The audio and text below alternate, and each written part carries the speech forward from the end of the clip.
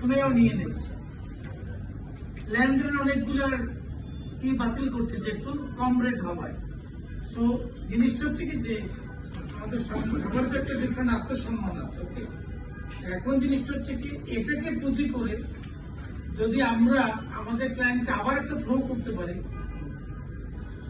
যে স্যার ঈদের পরে কিন্তু এই প্রাইসে কিন্তু স্যার আর ম্যানেজিং সম্ভব না স্যার। এখন যদি কোনোটা লক করা থাকে যে আচ্ছা আমি একটা পেমেন্ট করলাম, বাকিটা আমার প্রবলেম আছে আমি ঈদের পরে করবো, ওইটা কিন্তু ডিফারেন্ট জিনিস। স্যার ঈদের আগে আমরা করে দিচ্ছি, বাকিটা সে পেমেন্ট দিয়ে দেয়।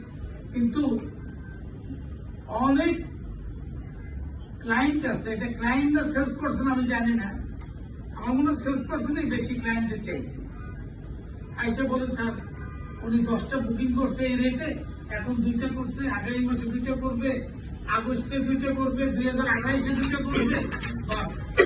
একটা স্রেফ একটা মগের মূল্য কথা বলছে না, অথচ এই ক্লায়েন্ট গুলো জানেই না, এগুলোই না।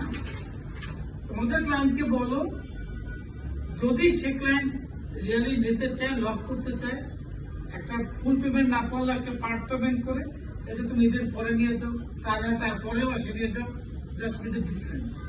কিন্তু ক্লিয়ার মেসেজ হচ্ছে যে তুমি যদি এটা ক্লায়েন্টকে যদি অ্যাটলিস্ট তুমি ক্লায়েন্টকে এটা বলো, তোমাদের সব ক্লায়েন্টকে এটা বলো যে স্যার আপনি যদি এখন না করেন ঈদের পরে কিন্তু স্যার প্লিজ আপনি মনে কিছু করবেন, ঈদের পরে কিন্তু আমি এই প্রাইসে পাবো।